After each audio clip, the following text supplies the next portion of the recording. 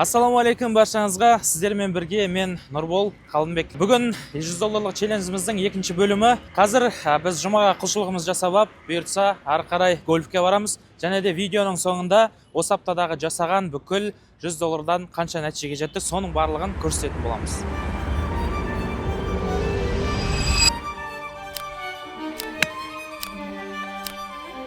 Бізде жасалған нәтижеміз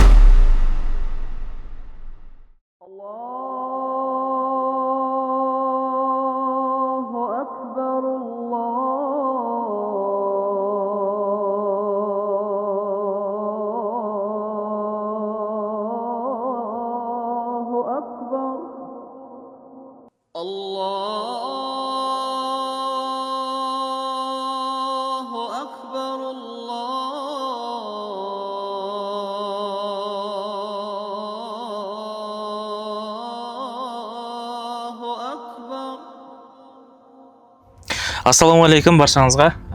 Бүгін жұма бізде. Жұмадан шығып құлшылығымыз жасап, енді ары қарай демалуға бара жатырмыз. Жалпы өмірімізде 3 нәрсені қатар ұстаған дұрыс деп ойлаймын. Ол тіршілік, құлшылық и демалыс. Себебі адам тіршілік ете беретін болса, демалмайтын болса, онда энергиясы кетіп қалады. Дәл солай тіршілікте де, демалыста да көп болып кететін болса, құлшылық жоқ болып қалатын болса, адам рухани әлсіреп, сонымен былайша айтқан кезде өмірдің мәнісін жоғалтып алатын сияқты. Сонымен қазір құлшылығымызды жасап, қазір демалысқа баратырмыз. Бүгін жұма, Америкада бүгін праздник, особо рынокта қозғалыс жоқ. Сол себепті бүгін ешқандай сауда болмайды. Сонымен демалысқа гольф ойнауға баратырмыз. Бір қоса кететін нәрсе, біз енді гольфқа бара жатырмыз ойнауға. Бұл жердегі мақсатымыз сіздерге мақтану, успешный успех көрсету емес. Қарапайым адам да гольфқа барып ойнай алады дегенді сіздерге көрсеткіміз келіп отыр, сіздер үшін. Өзім екінші рет бара жатырмын, бірінші рет жазда барған болатынмын. Сол қыс түспей тұрып, уже екінші рет барып көріп ойнап алайық деп айтқым келгені сол, жаңағы қарапайым адамда жаңа нәрселерді көріп, барып, гольфтың қолжетімді екенін сезініп ойнап көру керек деп ойлаймын.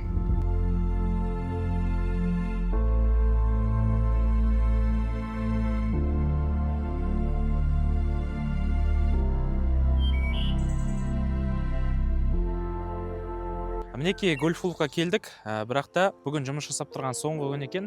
Еще 1 сағаттан кейін күн батады, сонымен жабылады екен. Соған өкінішке орай бүгін ойнай алмай қалдық. Бірақ та бірінші рет мен жазда келген кезде осы жер қатты ұнаған болатын. Өйткені табиғаты, тау көрінісі бәрі өте керемет, өте қатты ұнаған болатын. Бірақ ертең бұйыртса тағы бір гольф-клуб бар, соған барамыз. Сол жақты сіздерге көрсететін боламын. Бірақ пока мына жақтағы керемет көрініспен сіздерді таныстырғым келіп тұр.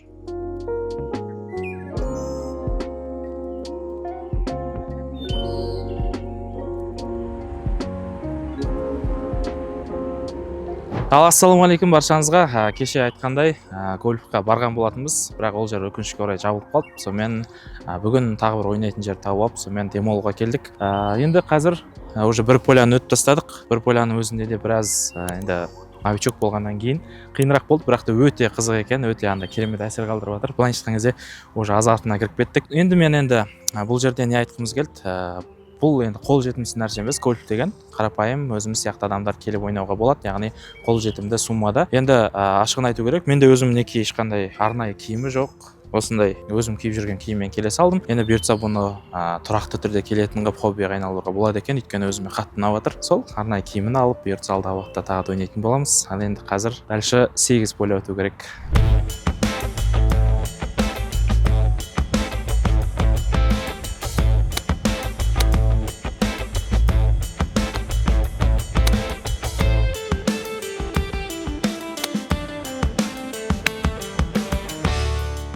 Нормально. Бұйыртса үйренеміз. Тағы бір рет келсем, 2-3 рет келбесем, вообще. Мен андай адамым ғой. Болады, бір нәрсені үйреніп алса, жостко ойнап кететін ше. Кезінде компьютер ойнағымды айттым ғой, подкастта ше. Сол кезде де сондай болатын ғой. Бір нәрсені үйреніп алсаң, ары қарай андай қатты ойнап кететін бар да, деп мақтансаң. Қазір патрмен ұрамыз деп.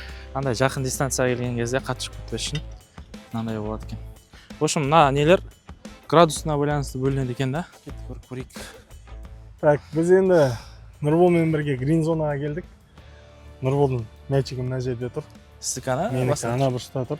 в общем менікі және ана құм бар ғой, құмды қараңызшы, құм ана жақтан ұрдым, құмға кірмей секіріп барып мына жерге түседі ғой. Енді екеуміз осы жерде көреміз енді. Мына жерде грин зонадан мына жерге кім бірінші түсіреді, қалай түсіреді, сайысып көрейін деп жатырмыз. Қазір енді бірінші Нұрбол ұрап, көрейік Нұрболды. Ал, бисмилля.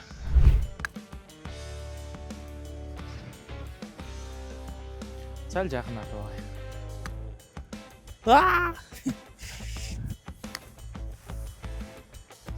Нормально. Маркер қойып жатыр. Маркер түзу ұруға көмектесетін нәрсе екен. Көрейік енді, Нұрекең сала ала ма, мен маркерсіз салып беремін қазір. Болды, жеңдің ғой сен, примерно. Көрейік, саласың ба, скөр саласың. Болды, мен де сала салайын. Болды, депші. Қалжың ға? Достар, 3 сағатқа созылған біз гольфімізді аяқтадық. Қазір енді міне соңғы мәреге келіп, өзіміздің шарымызды салдық. Жанымызда Кейди болды, тренер болды. Оның айтуы бойынша алғашқы рет ойнап жатқан адамға өте жақсы результаттар көрсетіп жатырмыз. Сол, Құдай қаласа, осы жерге енді жиі келіп тұруға тырысатын боламыз. Ең басты айтқымыз келген нәрсе, біздің барлығымыздың ойымызда тек қана бір байлар ойнайтын болып көрінеді ғой гольфті. Қарапайым адамдарды келіп ойнауға болады екен. Қолжетімді зат екен және де қызықты екен. Кез келген адам ойнап көру керек негізі өмірінде бір рет. Бір қызығы бүгін соңғы күн. Бүгін соңғы күн екен. Осыдан кейін жабылады екен келесі сезонға дейін. Мартта ашылады ма? Мартта ашылады. Сол, біздің жолымыз болды. Шүкір. Кешегі жабылып қалғанында қайыр болып тұр ғой. Ол да жақсы болып тұр. Сол, біз четверг күні, пятница күні, яғни жұма күні жақсы сделкалар жасадық. Қазір офиске барып оны көрсетеміз. Қандай сделкалар жасағанымыз, қандай нәтижелер болғанын. Ал қазір мына шаригімізді көрсетеміз. Қараңыздар бізде.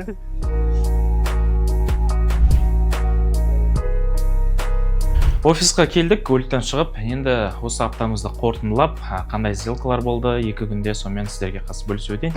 Кеттік мына жаққа. Өткен выпуста көргендеріңіздей біз осылай бүкіл өзіміздің апталық нәтижелерімізді, жоспарымызды осы тақтаға жазып қойған болатынбыз. Өткен выпуста біз мына нәтижені шығардық. Вторник күнгі, мына күні сауда жасалмайды деген себебі жаңалық болған болатын да. Одан кейін бізде осы выпуста сіздерге осы 2 күндегі нәтижені көрсеткім келіп отыр, және де қазір сіздерге қандай сделкалар болды, қалай жасадым, қандай инструменттер қолдандым, қандай анализ болды, соны қазір толық отырып көрсететін боламын. Ал пока мінекей USD/JPY мен жасалды 2 күнде де.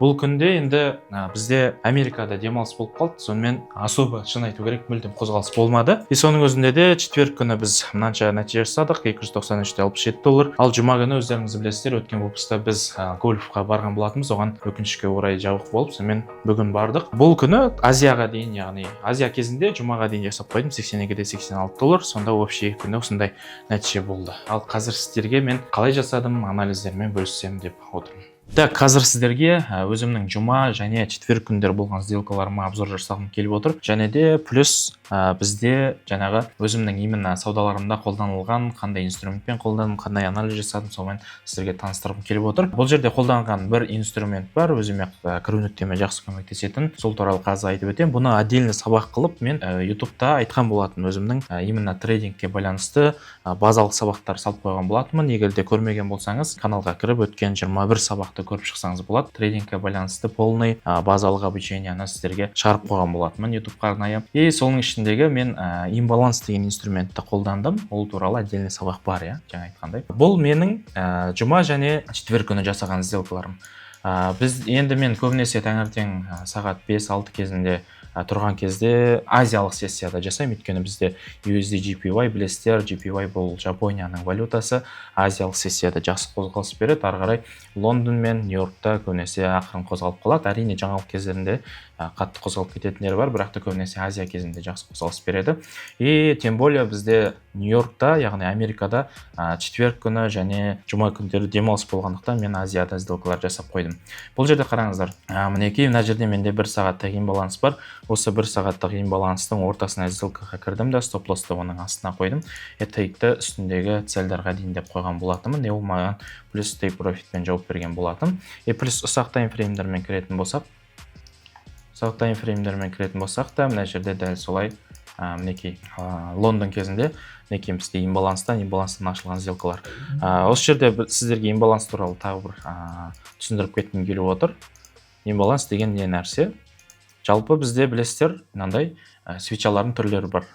Бірден өсіп кететін, бірден түсіп кететін, немесе жаңағыдай қозғалыстарына байланысты жоғары төмен қозғалған кезде бізде имбаланстар пайда болады. Ол қалай? Мысал ретінде мына жерден мынандай жоғарыға жасыл қойын. Жоғарыға кетіп бара жатқан свеча болсын, мынандай жоғарыға кетіп бара жатқан свеча болсын. Осындай қозғалыс кетіп бара жатыр жоғарыға қарай. Енді осындай кезде маған кіру нүктесіне имбаланс қалай көмектеседі? Яғни мынау бірінші, екінші, үшінші свеча болды, Осы үш свечаның үстінен біз имбаланс табамыз. Ол қалай? Бірінші свечаның үсті мен үшінші свечаның асты, осы бос аралық менде имбаланс болып табылады. Енді баға не істейді? Баға осы жаққа келіп, осы имбалансқа келіп, реакция алып төменге қарай кете алмай, жоғарыға қарай структура бойынша ары қарай жалғаса беруі мүмкін. Яғни цельдердің бәрі үстінде болса, структурамен кетіп бара жатқан болса, сөйтіп мен мына жерден сделка ашамын, лонгқа, стопты астына қоямын, take profit үстіңгі цельдерға дейін деп қоямын. Яғни маған имбаланс осындай кіру нүктесіне көмек береді екен. Дәл солай. Мен керісінше құлаудағы сіздерге мысалын көрсетейін. Былайынан құлап келе жатқандайға қозғалысты қызылып қояйын. Қозғалыс басталды. Осындай қозғалыс болды. Енді қараңыздар. 1, 2, 3. Бірінші свечаның ең асты мен үшінші свечаның ең үсті, осы аралық бізде не болып табылады? Имбаланс болып табылады. Яғни баға не істейді? Негізгі целлер астында, структура астында болса, баға не істейді?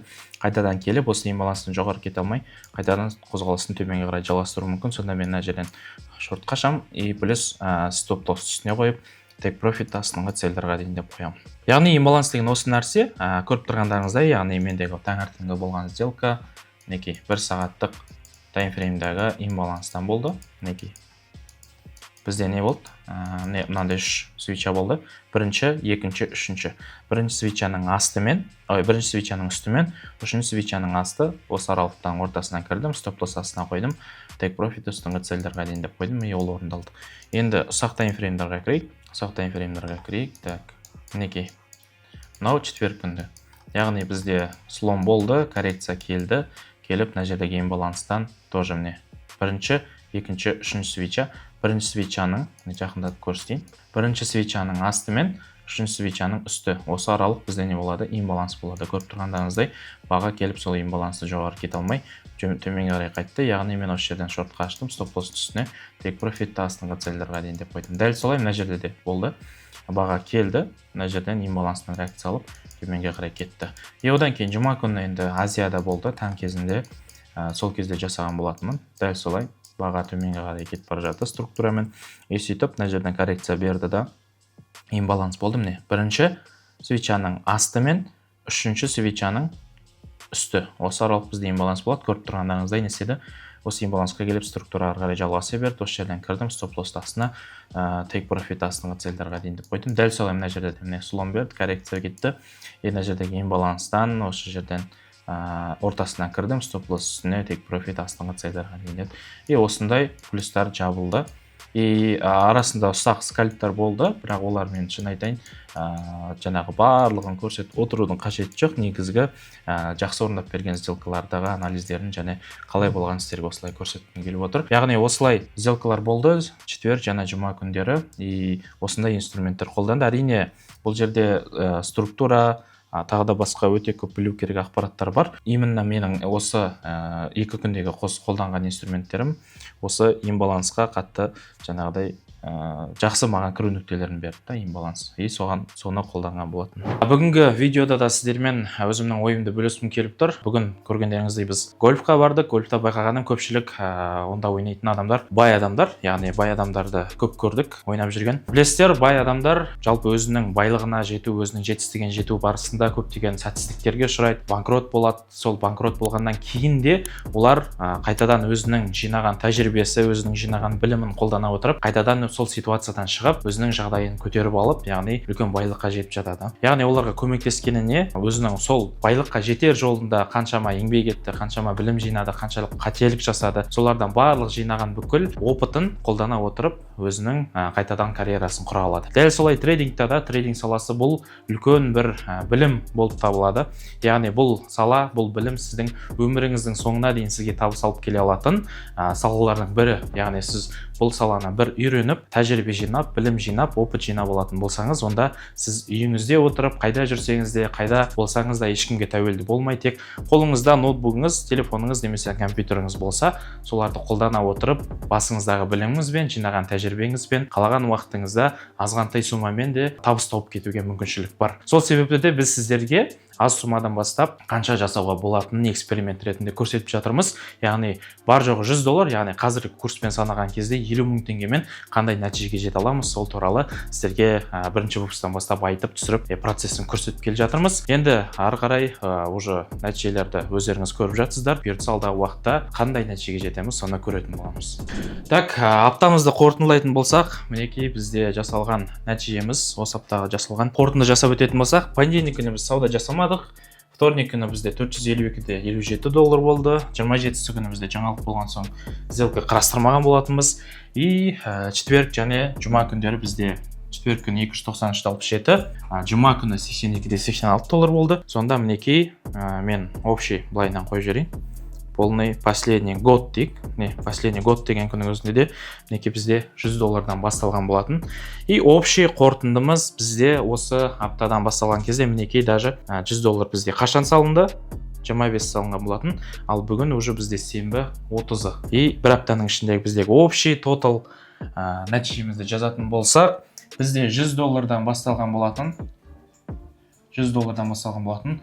Плюс үстіне таза $829-да $10 қосылды. Бұл шамамен $829-ды қазіргі курс доллардың 510-520 болып кетті. Омен есептемей қояқ. 500 теңгемен есептеген күннің өзінде де 829-да мінекей көбейтейік. 829-да 10-ды көбейтеміз 500 теңгеге. Сонда бізде 414.550 теңге таза пайда болып отыр. 414.550 теңге. Яғни мұна бастапқы сумманы қоспаған кезде таза бір аптаның ішінде біздегі нәтижеміз 414.550 теңге болды. И алдағы уақытта нәтижесін көреміз, қандай нәтижеге жеттігімізді. Алланың қалауымен осы аптамызды өте сәтті, жақсы аяқтадық. Өздеріңіз осы уақытқа дейін көргендеріңіздей, аптаның басында біз $100 мен өзіміздің саудамызды бастаған болатынбыз. Мінекей аптаның соңы болды. $100-дың үстінен таза $829 пайда болды. Теңгемен санаған кезде 414.000 теңге болды. Енді алдағы уақытта бізде әлі 3 апта бар. Сол қызық болып тұрмаған. 3 аптаның ішінде біз қандай нәтижеге жете аламыз? 50 000 теңгеден бастап қаншалықты табыс таба аламыз? Егер де қызық болса, онда жіберіп алмаңыздар, үнемі каналды бақылап отырыңыздар. Видео ұнаған болса лайк басыңыздар, комментарий жазыңыздар және де каналға жазылуды ұмытпаңыздар.